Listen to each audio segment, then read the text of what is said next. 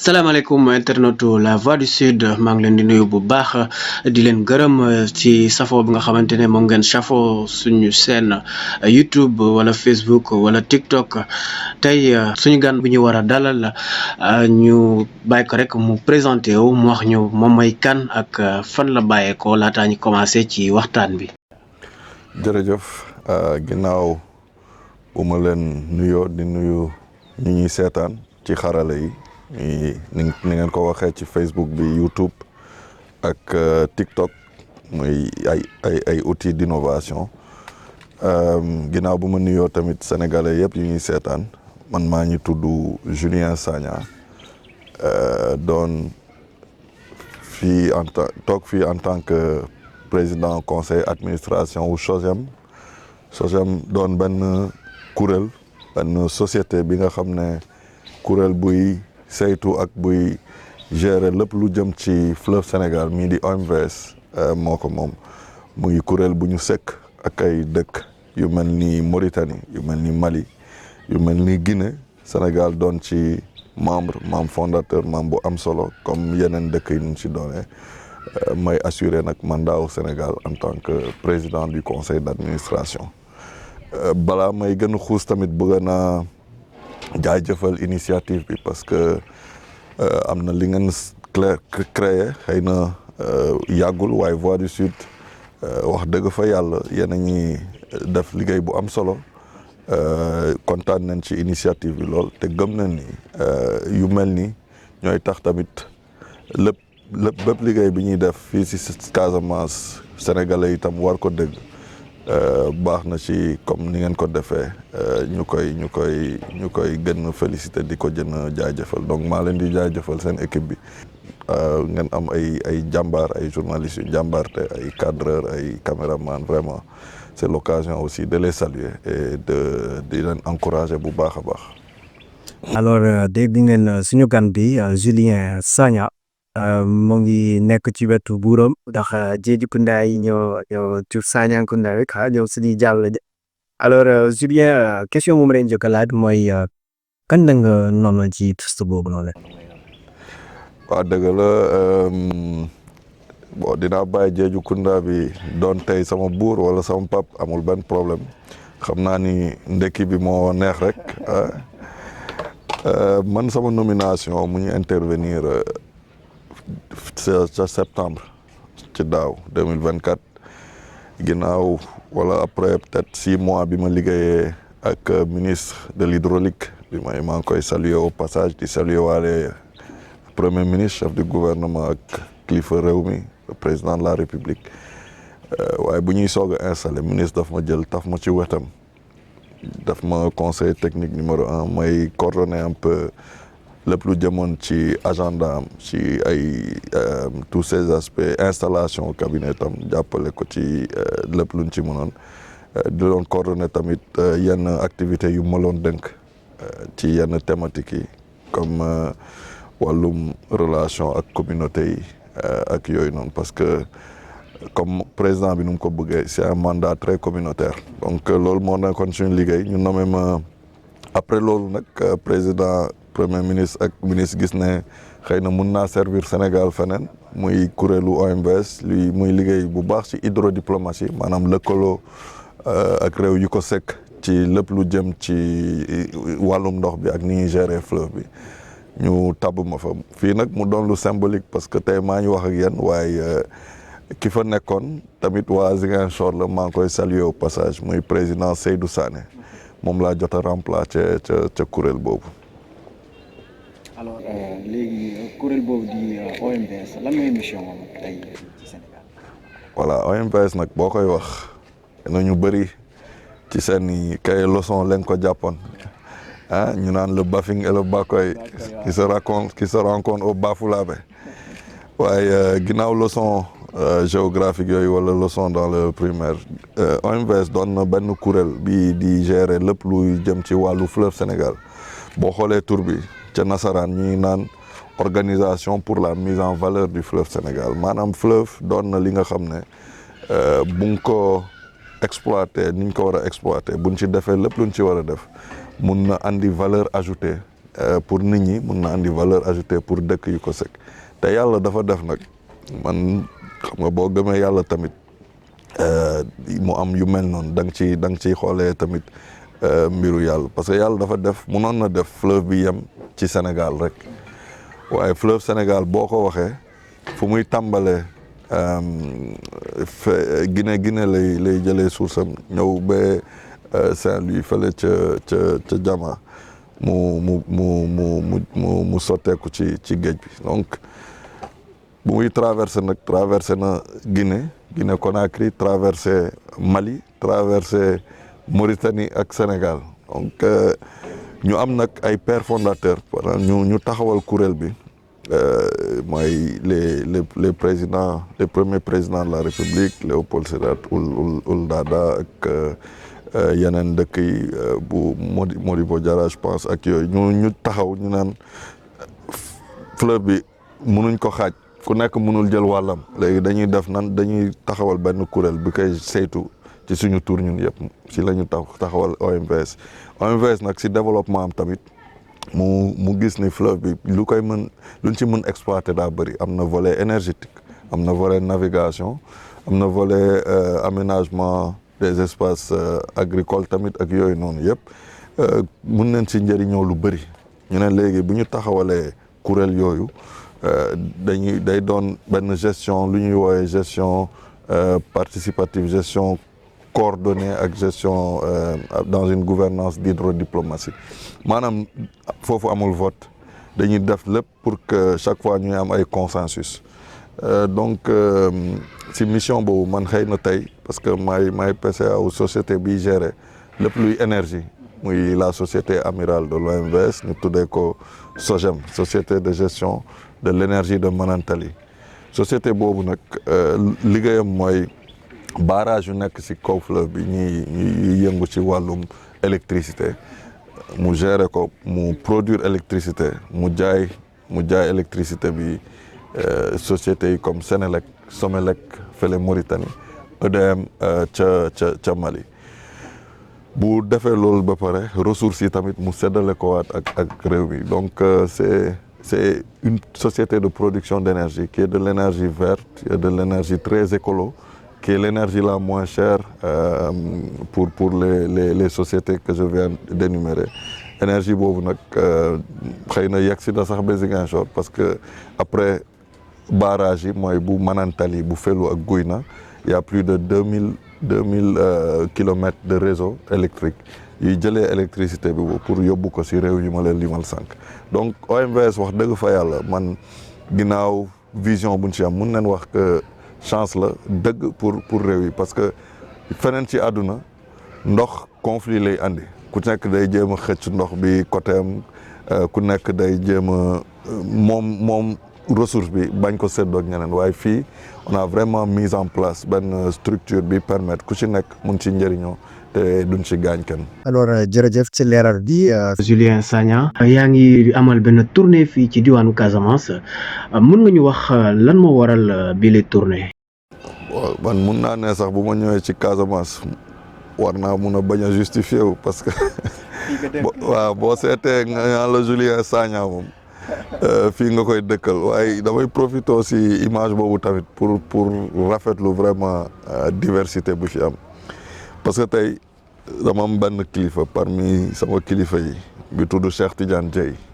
ministre de l'hydraulique et de l'assainissement maa ngi koy nuyu bu baax vraiment di góorgóorlu rek bés bu nekk ci confiance bi président am ci premier ministre am ko moom mu am ko ci moom it tamit mu am ko ci man mi ñuy góorgóorlu saa su nekk pour mériter confiance boobu vraiment ñu ngi koy nuyu bu baax au passage fii ci Ziguinchor lu tax ma def nuyu boobu parce que Cheikh Tidiane Dièye doon un enfant de Ziguinchor fii la juddoo fii la yaroo fii la jàngee fii la defee lépp man mi sant Sagna c'est vrai bi yoona laa juddoo waaye daanaka sama enfance ak sama vie adulte yëpp defeewu ma ko Casamance mus neen fi ànd benn anecdote bés mu ngi koy wax sax ci benn télé ñu ànd doon université parce que ànd naa di yàgg naa di ànd ak moom wax dëgg fa yàlla politique boolewuñu liggéey rek boolewuñu sama grand frère la sama mbokk la yàgg nañ di ànd léegi depuis plus de 15 ans donc man boo dindee 15 ans si sama dund gis nga ni bokk na si ñu ma accompagner ñu ma yar sax mun naa ne yokk may valeur ci liggéey ak sérieux donc ñu ànd université Ziguinchor ñu ne ko mais Dieye kon yow Sagna mii moo la dalal fii ci Ziguinchor mu ne leen c'est tout le contraire parce qu'en réalité moom waa Ziguinchor la te man Dakar laa bàyyee koo ñëw si donc bu ma ñëwee Casamance c'est pour faire doon tukki nemmeeku tukki seeti mbokk waaye tamit ci cadre ñun suñuy mission suñu kilifa yi dañ ñu sonj lool ci ñuy génn suñu bureau yi di dem waxtaan ak askan bi comme doon nen nag am nañ fi cosaan c'est vrai ñuy waxtaan ak askanu Sénégal yëpp parce que man mii sax politiquement ak administrativement samay responsabilité en termes d'élu ca Parcelles Assainies la waa Parcelles Assainies ñoo ma njëkk fal jox ma mandat ma doon seen conseiller municipal di liggéey avec le maire Ababacar Janimit Sané gérel ko lépp lu jëm ci coopération ak relation extérieure donc mais bu ma fi ñëwee day am sens parce que lu ñu bëgg a def en termes de proximité lu nguur gi di ñu dikkal ci ni ngeen di toogee ni ngeen di jegee population bi li ngeen di def lépp pour que nit ñi xam ne faluwuñu rek wan leen ginnaaw waaye saa su nekk bëgg nañ dégg seen i mbëbët bëgg nañ dégg ñoom lan la ñu xalaat ci lu ñuy doxalee te lan lañ ñu ci mun yokkal ci conseil ma ne nag tournée yooyu bu ma koy def am na sens ma tàmbali ko fii parce que am naa fi ay mbokk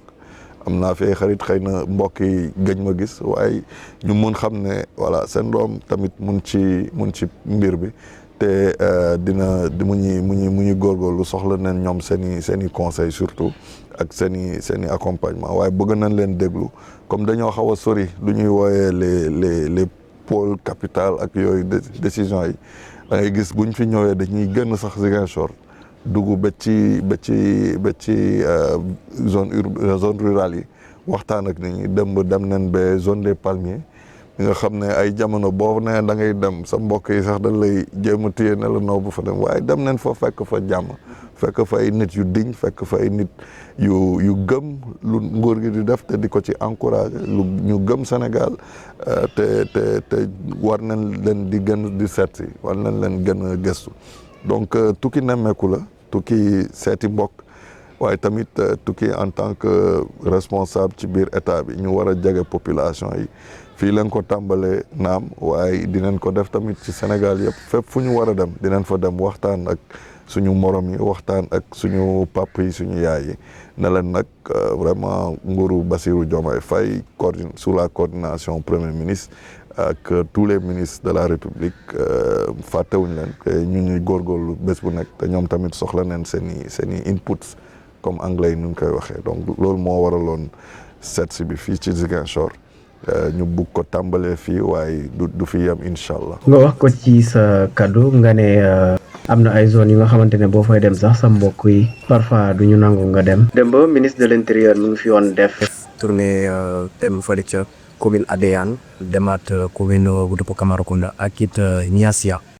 ci wàllum plan Diomaye pour la Casamance. dan leen mën a wax exactement ci li nga xamante ne mooy plan Diomaye pour la Casamance. déjà ñuy rafetlu visitu ministre de l'intérieur mi nga xam ne boo seetee parcours am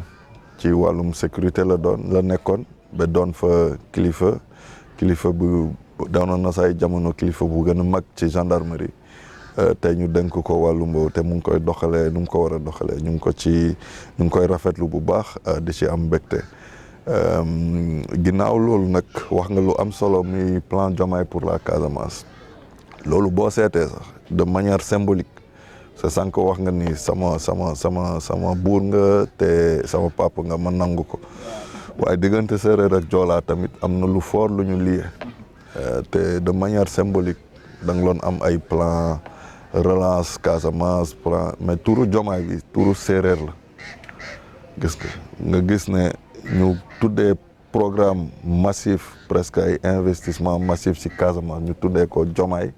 am na sens dans le sens de la réconciliation nationale de l'unité nationale et du renforcement de la cohésion sociale parce que ñun Casamance comme ni ma ko waxee sànq boo leen seetloo ci sant yi ci waaso yi ci diine yi ci mun nañ ne genre laboratoire social la ci Sénégal mu amoon ay jafe-jafe comme lu munti xew ci ànd parce que wàllum dëkk c'est vrai c'est une construction nationale dañuy ànd ñu tabaxandoo des fois mu am ay difficultés waaye gis nañ ni tournée ministre bi mu ngi koy firndeel ñu ngi koy dépassé ñu ñi mun di delluwaat di am ay retour ay recasement ak xam nga di relancer un peu l'économie donc loolu mooy point objectif u plan Diomaye pour la Casamance déjà ci tour bi c'est une très belle trouvaille te ñu ngi ciy féliciter kilifa réew mi ak ñëpp ñu ko wër vraiment di liggéey au quotidien pour l'intérêt des Sénégalais et la construction nationale ñu ngi ko ciy féliciter bu baax premier ministre defoon na lancement bi ak benn conseil interministériel ñu jël ci ay points yu am solo je pense bu ma juumul ci ma mémoire est bonne doon je pense ñaari fukki point ak ñaar ñu waxtaane ay mesures yu am solo yi nga xam ne bu ñu appliquer ces 22 mesures bu ma juumul Casamance war na mun respirer économiquement initiative yi war na mun permettre vraiment que cette belle région retrouve sa vocation dans l'économie nationale mais aussi participe pleinement à la construction du Sénégal dans le cadre de la vision 2050 du chef de l'État plan Diomaye pour la Casamance nag boo ko waxee di nga tudd lu ñuy woowee investissement massif parce que boo seetee crédit sax yu ci premier ministre laaj ministre des finances mu alloué ko pour les années 2025 ak 2026 yegg na presque 55 milliards bu ma juumul 53 milliards 600 et quelques millions pour que vraiment activités yu ñu identifier comme des activités pilotes wala des activités moteurs dans le cadre de la relance économique de la Casamance mën a am les moyens qu'il faut pour y aller te gëm naa ni loolu première phase la rek c'est ce qu'on appelle après l'état des lieux phase u relance bi phase u tabaxaat bi phase u teg ay fondations yi ñuy permettre vraiment la relance économique de cette belle région là puisse rejoindre la relance économique nationale et que le bien-être sénégalais yëpp ñu mun ci gis seen bopp boo waxee plan Diomaye pour la Casamance tamit di nga tudd ANRAC doon agence bi nga xam ne moom la nguur gi dénk pilotage plan bi donc maa ngi saluer au passage mon grand frère le DG Iba Sané qui est de la région qui nga xam ne xam na liggéeyam bu baax te mu ngi ci teg ay jéego yu leer donc ñu ngi ko ci féliciter plan Diomaye pour la Casamance nag c'est englobant boo seetee intervention wu état dafa am peut-être ministère bu nekk bu ñu dénk ay mbir waaye fii nii je pense déclinaison wala orientation yu xilifa bi joxe sax mooy ci point bu nekk wala ministère bu nekk na am benn genre déclinaison de son plan Diomaye pour la Casamance may jël benn parti pris rek xam naa yeneen département yi di leen ma ko baal waaye boo seetee si wàllu hydraulique doon na mooy wàllum ndox bi nan la ñuy yan moyen wala yan infrastructure la ñuy tabax pour que ndox bi ñu mun ko andil population yi hydraulique ak assainissement xam naa ni ministère de l'hydraulique jël na plan bi xool lépp lu war a jëm ci wàllum ndox ci wàllum assainissement mu décliner def ko ci benn déclinaison nga am plan Diomaye pour la Casamance dans l'hydraulique wala nga am plan Diomaye pour la Casamance xëy na dans l'agriculture gis nañ les aménagements donc cette déclinaison là ci biir hydraulique rek am na ay investissement yu ñuy prévoir pour que lu ñuy wooyee la disparité ci traitement wu sénégalais yi ñu mun ko wàññi bu baax a baax parce que fii ci Ziguinchor yéen seenoo ngeen am waaye boo génnee Ziguinchor mi di périmètre urbain bi nga dugg ci périmètre rural bi nga xam ne wër na Ziguinchor ay forage a fa nekk forage yi nag dans la plupart du cas en Casamance sont gérés par les communautés am na ay difficultés am na di nga gis forage bu paan ay weeri weer ça veut dire que nit ñi amuñu ndox bi yegsi dañuy obligé dem rooteeg yooyu noonu donc disparité boobu investissement yu ñu prévoir ci hydraulique c'est pour que mu wàññi ko ñu am de l'équité sociale bu mu amati kii Casamance bu nekk ci ville muy Ziguinchor wala Bignona wala Kolda wala Sédhiou ak Casamance bi nga xam ne mun ci village yi moom forage bi lay dépendre des fois mu am ndox des fois mu bañ am voilà donc lu ñu bëgg mooy à travers le plan Diomaye pour la Casamance dans le volet de l'hydraulique am investissement yooyu gën a accompagner déploiement état bi ci wàllum hydraulique pour que boo demee par exemple Koussaabel wala nga dem Balandir fu ñu jógee demb ñooñu tamit mun am ndox comme ñi nekk Bignona comme ñu nekk Ziguinchor wala ñu nekk Dakar sax waxatuñu ko waaye ñu nekk ci pôle urbain yi ak pôle rural yi bu ñu am benn disparité parce que boo defee digganteeg Tangem mii nga xam ne sama village wu yaay la maa leen di nuyu bu baax boo fa jógee pour ñëw Bignona kilomètres yi ngay dox bëriwul te Tangem Bignona je pense 5 kilomètres la wala un peu plus même 5 à 6 kilomètres boo yeggee foofu forage moo fay dem des fois mu am problème ak yooyu mais boo yegsee Bignona nga ubbi tu as l'eau courante donc ce sont disparités yooyu lañ bëgg a wàññi bu baax à travers le plan Diomaye pour la Casamance donc ministère bu nekk am na li ñu la ci dénk par rapport ak yow sa secteur te nooy def pour accompagner la relance économique war nga ko ci def gis ngeen premier ministre déggal ministre de l'intérieur ñëw na fi démb ministre de l'agriculture ministre de l'économie sociale et solidaire ñoom yëpp ñun ci ku ci nekk am nga ci ay fànn yi nga xam ne boo ko gérer rek dina permettre plan bi dans sa globalité mu am un lancement mais c'est un excellent plan c'est une excellente trouvaille ci tour bi déjà ci contenu bi ak ci moyens yuñ ci alloué am nañ yaakaar ni ak ñi koy piloté mii di le DG Iba Sané et le personnel de l'ANRAC am nañ yaakaar ni mun na andi impact dans la vie des populations de la Casamance. jërëjëf ci leeral bi démb di tournée ministre bi chef de village yi pratiquement ñoom ñëpp même message bi la ñu lancé mooy village yu kii ñu dëkkee ci village yooyu noonu nañu dellu jàmm bi am na donc nañu ñu dellu dem nekkaat ci li nga xam te ne loolu la ñu nekkoon ñu bañ a jàpp li nga xam te ne moom la ñuy dégg tout le temps ak yenn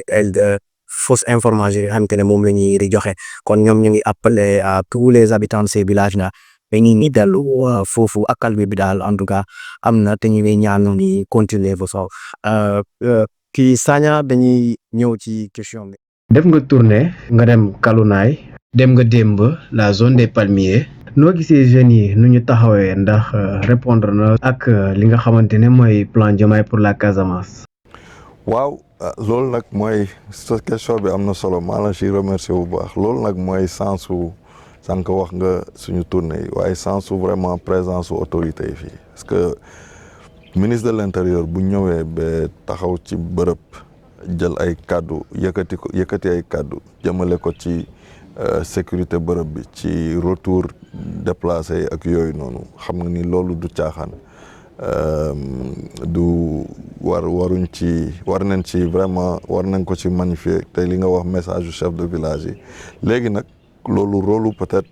ñoom au niveau communautaire mooy wax ak nit ñi pour ñu dellu si waaye état bi responsabilité am yaakaar naa ñun ci mooy que lépp lu war ci wàllum infrastructure ci wàllum commodité de retour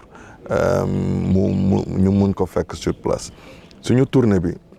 daje neen ak ay jeunes ak ay notables ay femmes yu am njàmbarte wax dëgg fa yàlla te day boo seetloo day rejoindre un peu surtout sur la question de la jeunesse day rejoindre lépp lu jëm ci volet jeunesse su vision Sénégal vision 2050 bu chef de l'État parce que plan Diomaye bi comme ni ma ko waxee sànq ci kii la bokk ci vision bi la bokk c'est une déclinaison entière de la vision du chef de l'État et de son ambition surtout pour la Casamance mais boo dajee ak jeunes yi lan lay wax mooy ñun espoir baa ngi fi on veut que ce pays-là continue sa marche vers le développement. On veut que nos localités soient des viviers en termes de ressources humaines, soient aussi des viviers en termes d'opportunités économiques. léegi ñun suñu rôle maanaam bu ñuy dem waxtaan ak ñoom mooy c'est vrai yéen a ñu fi di góorgóorlu boo leen siggee ngeen tourner xool ay opportunité rek a leen wër léegi opportunité yooyu nag bu dee da nga toog du la ci fekk. am na benn kilifa ci jàngu bi fan yi ca Popenguine yaakaar naa dégg ngeen ko mu ne yaakaar ci yàlla moo gën xaar yàlla parce que boo amee yaakaar ci yàlla di nga jóg ndax yaakaar nga ko di nga jóg di jëf waaye xaar moom foo woy nit jox ko rendez-vous ne ko maa lay xaar mooy maa ngi taxaw xaar la te yàlla nag defal nañu lépp jox nañu lépp waratuñu taxaw di ko xaar parce que war nañ ko yaakaar parce que gëm nañ ko war nañ ko yaakaar waaye ci yaakaar yooyu mooy ñun tamit ñu teg ay jéego pour que opportunité yi ban ñu raw te loolu la ñu wax loolu mooy message bu ñu jëmale ndaw yi mooy toll nañ fi nga xam ne dañoo gëm ni te boo synthétiser tuuti ci lépp lu jëm ci jeunesse bi di nga gis ne triptyque lu ñuy woowee triptyque entre formation bi création de valeur ak tout ce qui est commercialisation ak marché doon na benn triangle bi fi nga xam ne foofu la intervention bi di gën a amee solo léegi lu ñuy wax jeunes yi mooy am na ay opportunités d'intervention am na ay de formation am na programme bu ñëpp préparé pour que vraiment pour que ngeen mën bénéficier de tout ce qui est opportunité autour de votre environnement donc faites tout pour que opportunité yooyu ñu bañ leen raw ngeen mën bénéficier ci formation yi bu ngeen formé wu ba pare ngeen xool lan moo leen gën a jege en termes d'opportunité économique bu ñu jógee Sindian il y a quelques mois maa ngi nuyu tamit ñu fa nekk au passage fële ca Union fekk nañ fa ay femmes yuy produire ci maraîchage femmes yi dañuy produire lu bio lu am njëriñ ci yaram ba pare une production saine mais dañuy am problème pour génnee ko foofu Sindian andi ko ci marché de consommation yi ma ne jeunes yi nag boo leen demee ba am production bay am tamit ay femmes wala ay jardin wala ay périmètres yi nga xam ne sont très fertiles war ngeen mën organiser wu bu dee ci lépp luy acheminement bi la parce que avec les routes qui sont construites ay opportunité la ngeen mën yéen au lieu ngeen xaar yàlla mais yaakaar ko ngeen organiser wu organiser en GIE wala en société même des fois il faut avoir l'ambition d'y aller ngeen wut seen i tricycle et vous vous spécialisez dans l'acheminement de ces produits-là vers les zones de consommation léegi boo leen ñëwee ba Bignona bu dee zone de consommation bu gën a mag bi la am na Sindian wala Union am na lu muy soxla ca Bignona bi ngeen di dellu tamit ngeen jéem ko yóbbaale foofu exemple boobu man maa koy jàng ci ki ñuy woowe Aliko Dangote parce que baax na tamit en tant qu'Africain ñuy joxe exemple de réussite qui a beaucoup réussi dans les affaires et qui est très prospère moom falak tàmbale dafa amoon ay femmes c'est vrai am na ñu ko ci jàppale muy amoon na ci famille bi ñu ci amoon moyen mais mu leb leen parce que dafa leb pour jënd oto di mun jël produit yu famille di produire mooy lépp luy légumes ak yooyu comme daloon nëpp foofu moom mu ko loon yóbbu ci centre urbain yi léegi bu fay jógee itam il revenait pas vite day xool ñoom lu ñu soxla muy suukar ak yooyu mu koy noonu la business am commencé ba tey xoolal fu mu toll donc bu ñu xeeb fu ñuy tàmbalee nañu am ambition nañu xiif c'est ce que ça requiert aussi c'est de l'avoir de l'ambition et de la faim pour que lépp luy opportunité ñu mun ko saisir ñu mun ci yegg mais jeunes yi vraiment ils sont braves ils en veulent gis nañ ay jeunes yi nga xam ne vraiment dañ lay ne bu ñu amee information bi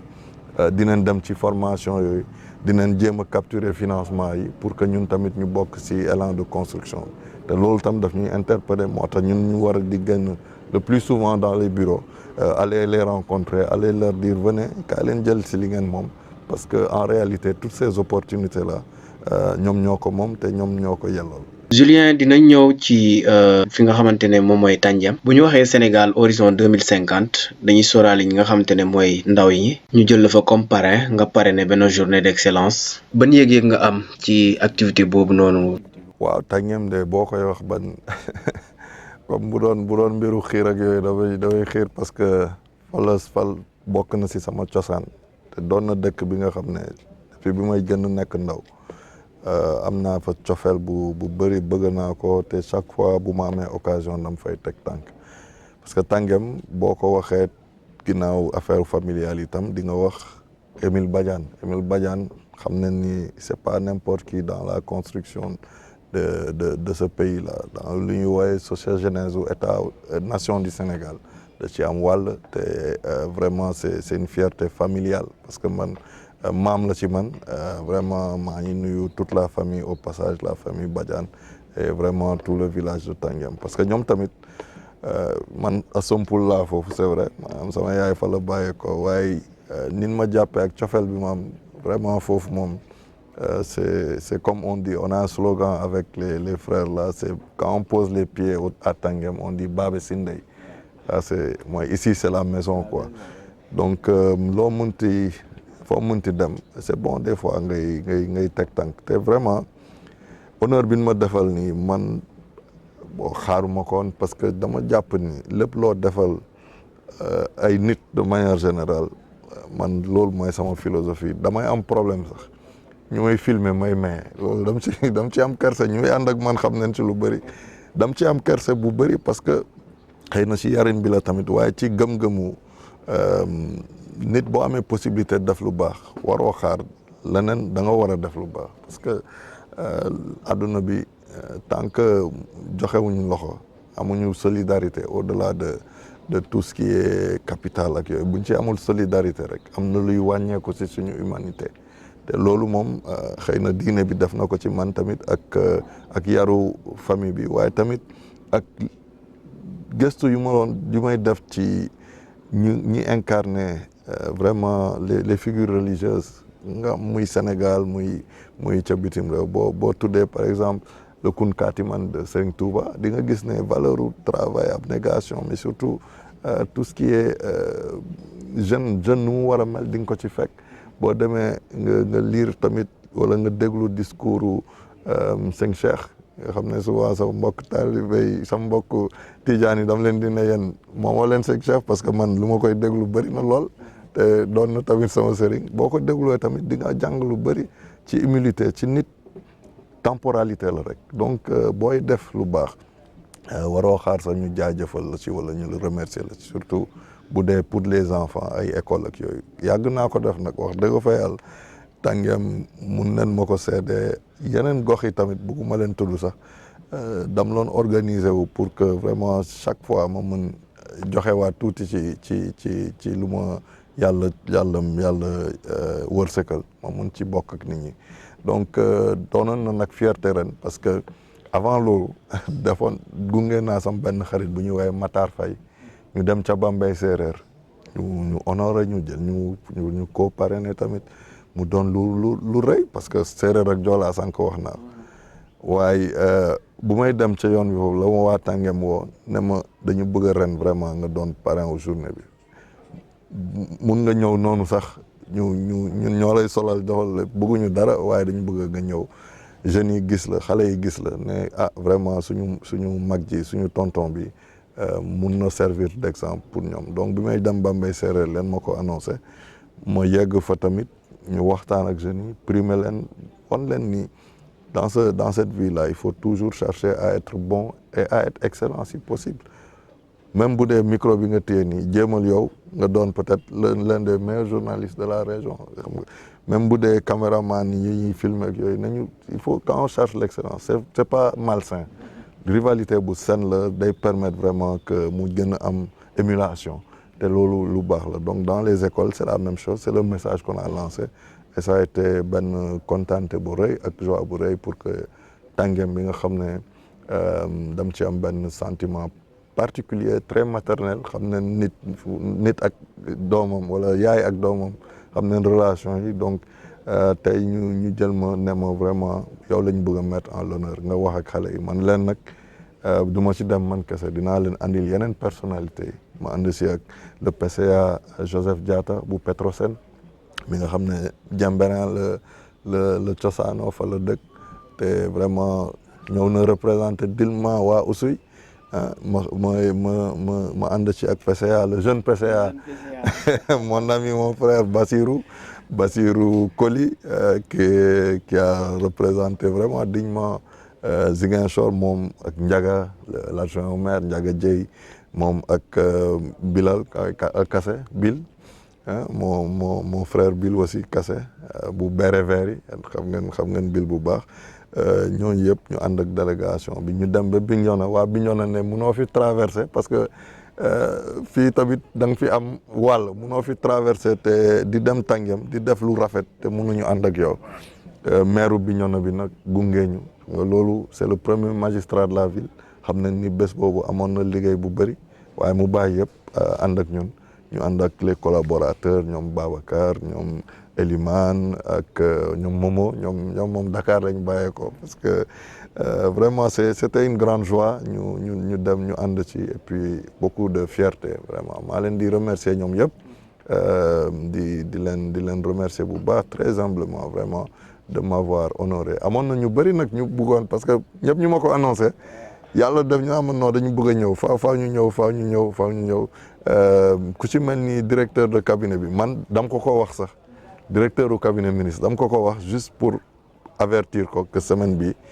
dinaa nekk dans la zone sud lii ak lii laa ci def mu naa ma ban bés la ma ne ko loolu de mercredi la DC yow boom invité naa la mais par politesse mu naan ma dinaa ñëw parce que ministre bi yow ak ministre bi fi ngeen seen diggante dafa rëy lii mënoo ko am biir Casamance même bu dee événement communautaire la mais faaw ñu ñëw accompagner la si donc DC moom tamit vraiment qui a été l'invité d'honneur comme j'aime le taquiner vraiment maa ngi koy nuyu bu baax le DC du ministre le directeur de cabinet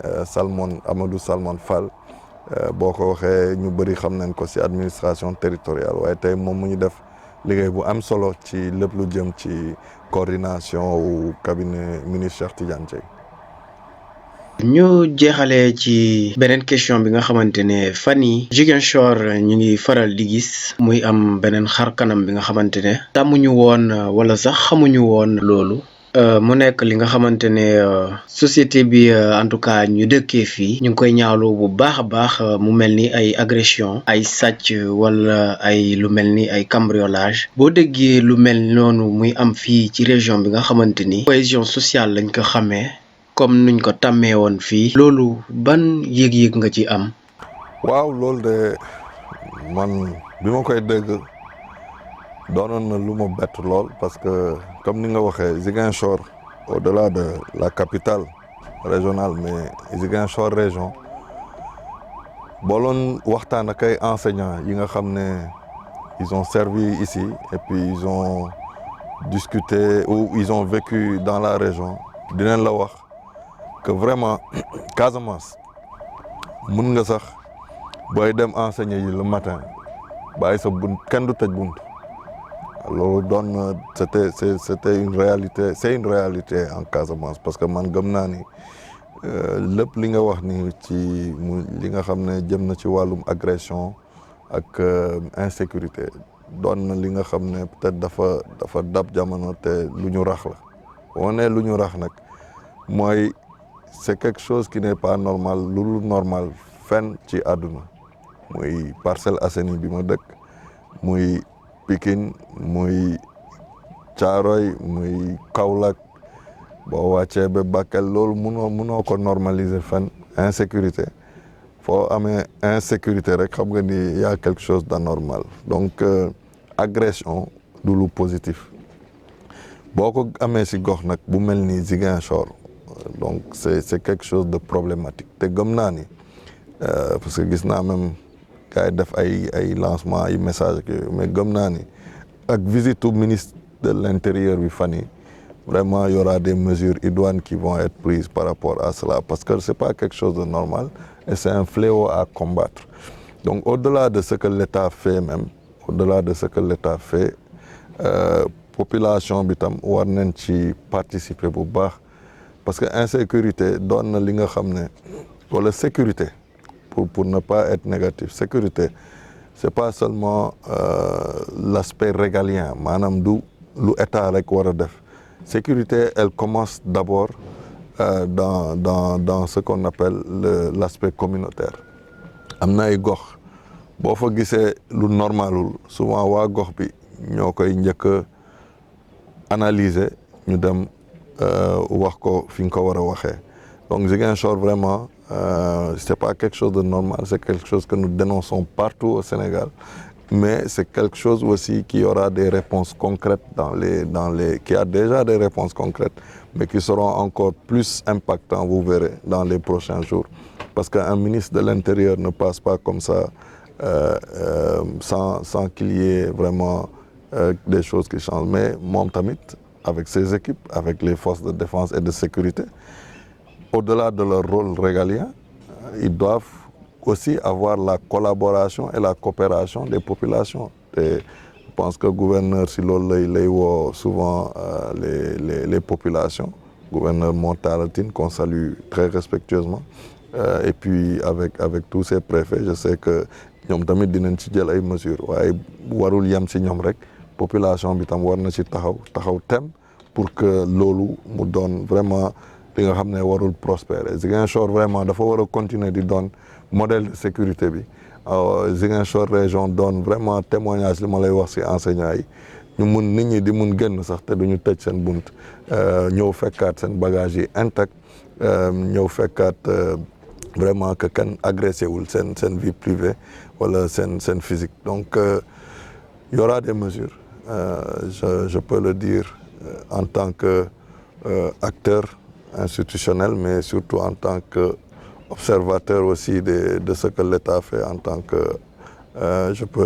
peux dire qu'il y aura des mesures et j'appelle vraiment les populations ngeen gën a participer ci seen sécurisation parce que si ngeen bokk.